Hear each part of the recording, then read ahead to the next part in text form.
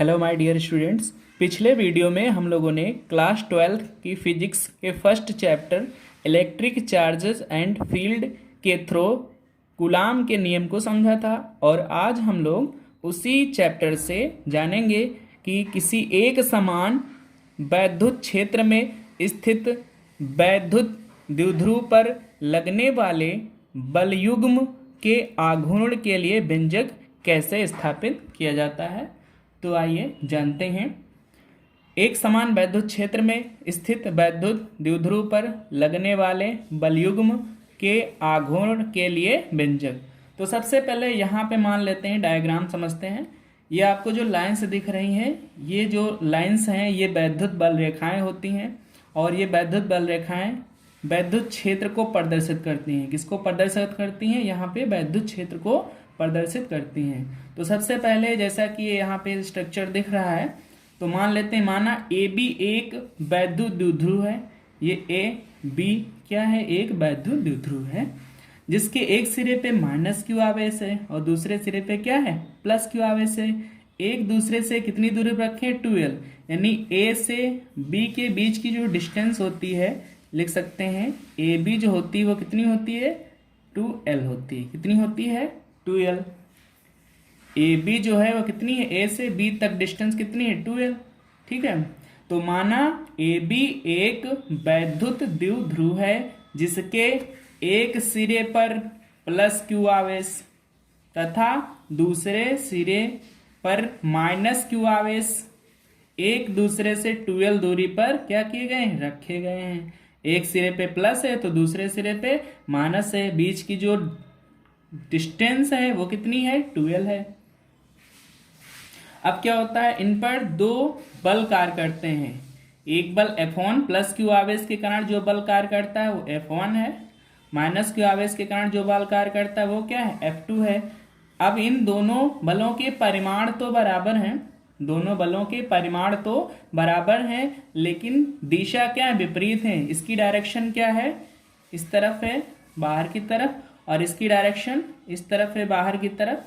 यानी दोनों की डायरेक्शन क्या है? एक दूसरे के अपोजिट हैं।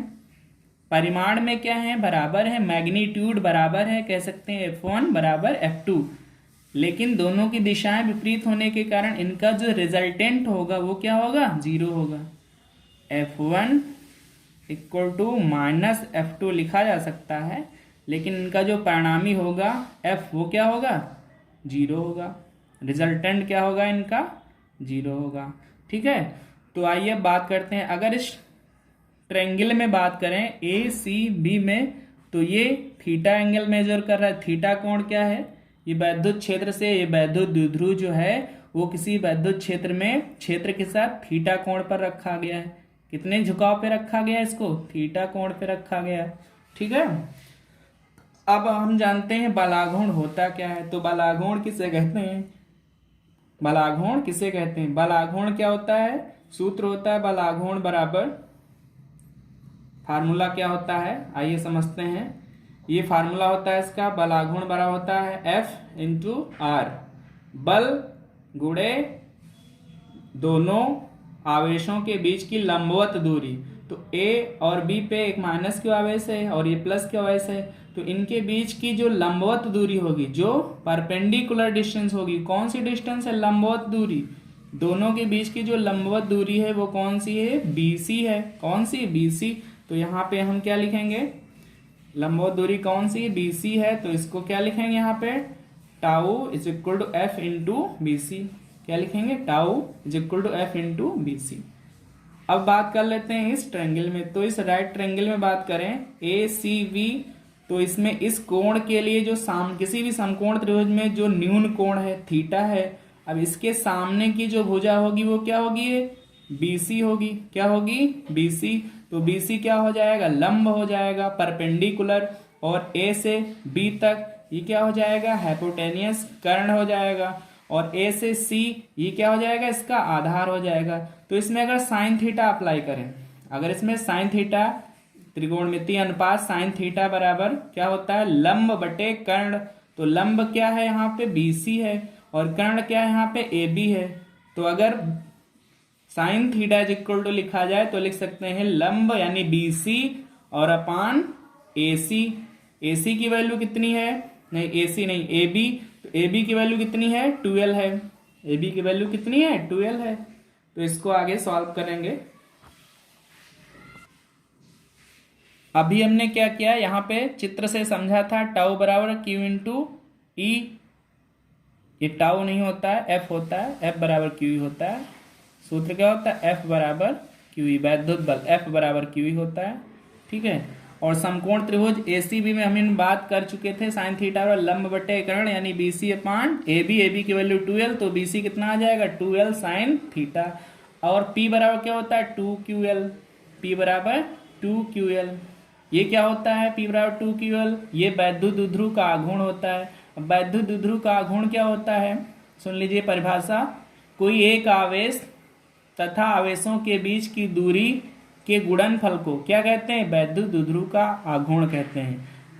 आवेश तथा आवेशों के बीच की दूरी के गुणनफल को वैद्युत द्विध्रुव का आघूर्ण कहते हैं। इसे P से प्रदर्शित करते हैं, P बराबर 2QL, जहां 2L को एक साथ लिखें तो 2L दोनों आवेशों के बीच की दूरी और Q क्या हो जाएगा, एक आवेश हो जाएगा। इसमें आपको केवल मैग्नीट्यूड लेना होता है, चिन्ह से कोई मतलब नहीं है, प्लस और माइनस नहीं, केवल एक आवेश लेना है, परिमाण लेना है आवेश का, और दोनों आवेशों के बीच की दूरी उसका गुणा क्या कहलाता है, वैद्युत द्विध्रुव का आघूर्ण कहलाता है।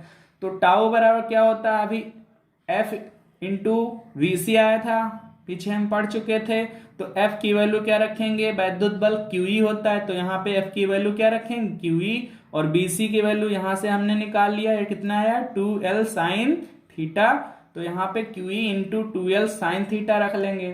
तो टाउ बराबर क्या हो जाएगा 2QL, और E यहाँ पे 2QL हमने एक साथ यहाँ पे गुणे में लिखा है, ऐसा क्यों किया है, 2QL को एक साथ लिखा गया है क्योंकि हमारा जो फार्मूला होता है P बराबर 2QL होता है, क्या है, वैद्युत द्विध्रुव आघूर्ण है। तो 2QL यहाँ क्या बन गया, वैद्युत द्विध्रुव आघूर्ण, और यहाँ से क्या बच गया, ये E बच गया, और ये हो गया साइन थीटा। तो टाउ बराबर क्या हो गया, 2QL को क्या लिख सकते हैं, P लिख सकते हैं, और ये E और साइन थीटा। तो फार्मूला आ गया tau is equal to PE sine theta. क्या आ गया, टाउ बराबर PE साइन थीटा। अब बल आघूर्ण के अधिकतम मान के लिए, मैक्सिमम वैल्यू पाने के लिए टाउ की जो महत्तम मान होता है टाउ का, वो कितना होगा, जब थीटा बराबर क्या रख दिया जाएगा यहाँ पे 90 डिग्री, थीटा की वैल्यू कितनी ली जाएगी 90 डिग्री, तो थीटा की वैल्यू 90 डिग्री रखेंगे तो क्या होगा, टाउ मैक्सिमम P इंटू ई साइन थीटा, साइन 90 की वैल्यू कितनी होती है 1 होती है, साइन 90 की वैल्यू कितनी होती है 1, तो टाउ मैक्सिमम इक्वल हो जाएगा P।